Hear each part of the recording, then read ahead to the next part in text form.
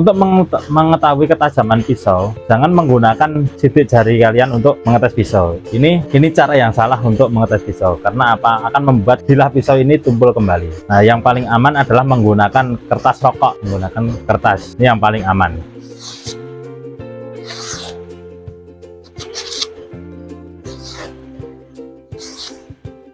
Lalu bagaimana kalau tidak ada kertas?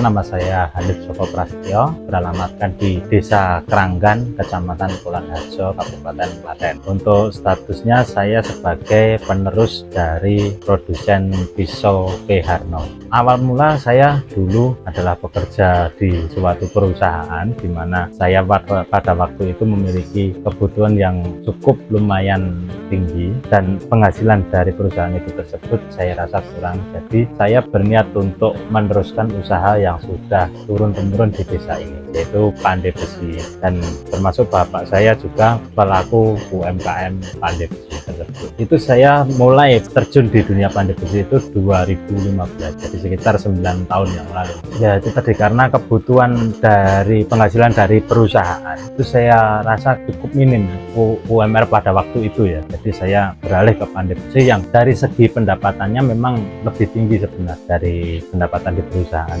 di sekitaran sini. UMR waktu itu 1.200.000, waktu itu 2015 itu 1.200.000.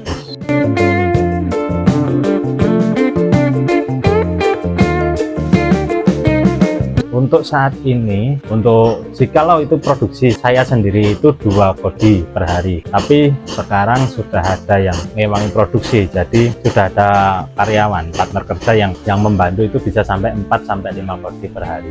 Nah, untuk pisau kita semua jenis pisau, mulai dari pisau dapur, pisau sembelih, pelet, sampai dengan alat-alat pertukangan pertanian. Dan untuk harga relatif mulai dari 10 sampai ratusan ribu, mungkin bisa di atas 500.000 bisa, tergantung permintaan dan bahan yang digunakan. Untuk harian pisau dapur, dari segi bentuk, penggunaan, dan juga material yang digunakan. Untuk bahan baku, di desa kami sendiri sudah ada yang menjual eceran. Untuk porsi besar juga melayani.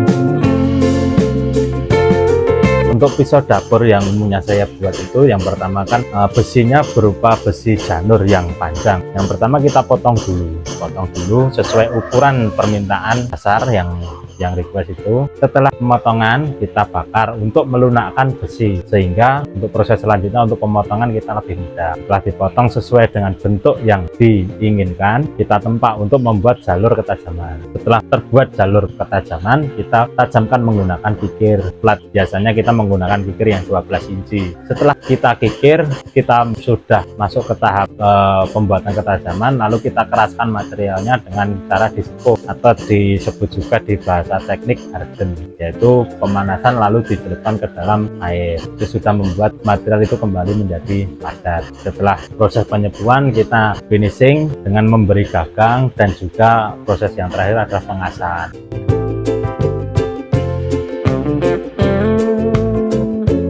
Kami memiliki moto, atau kita memiliki patokan, pisau P. Harno itu harus nyaman dipegang, indah dipandang, dan juga nyaman digunakan. Untuk penjualan relatif selalu ada pesanan, jadi setiap hari kita produksi dan selalu ada yang menampung. Kebanyakan penjual pasar tradisional sekitaran lokalan area Sukoharjo, Boyolali, Jogja, Solo, area Jawa Tengah. Terkadang juga ada yang keluar kota sampai ke Jakarta, bahkan ada yang keluar Jawa, Kalimantan, dan Sumatera.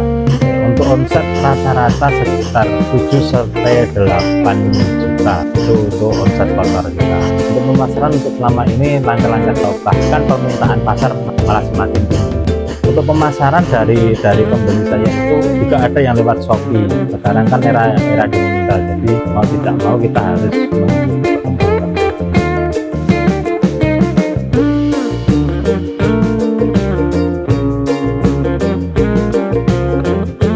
kesulitan usaha pisau, disclaimer dulu ya, ini setiap produsen itu berbeda permasalahannya. Kalau saya pribadi itu di produksi yang dimana kita produksi setiap hari itu belum bisa mencukupi pasar, bahkan separuh saja belum.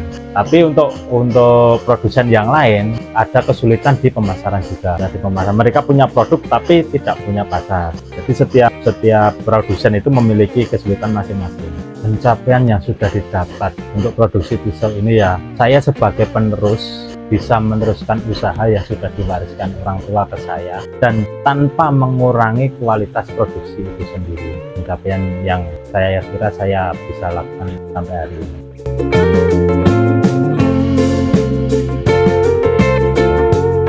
Target saya untuk pisau ini bukan hanya pisau Pak Harno saja, tapi semua pengrajin pisau, bukan hanya di desa ini saja, tapi juga di luar dari desa ini, untuk semua pengrajin pisau untuk bisa segera mengeluarkan produknya ke luar negeri. Seperti itu, kita bisa ekspor produk kita, terutama untuk pisau dapur itu sendiri.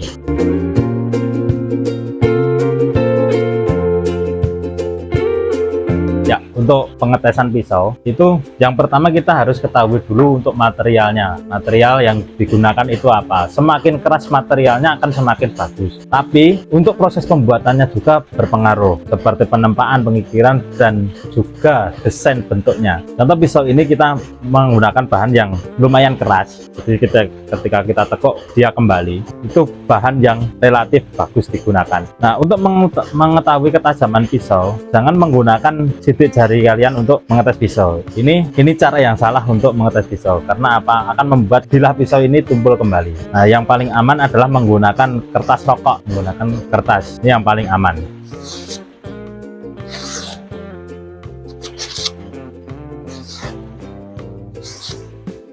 Lalu bagaimana kalau tidak ada kertas? Cukup menggunakan kuku, tempelkan kuku pisau di kuku. Kalau dia tidak jatuh, itu tajam. Tapi untuk pisau ini pisau yang belum biasa, jadi pisau yang belum biasa akan jatuh. Dia tidak bisa menempel di kuku. Seperti itu.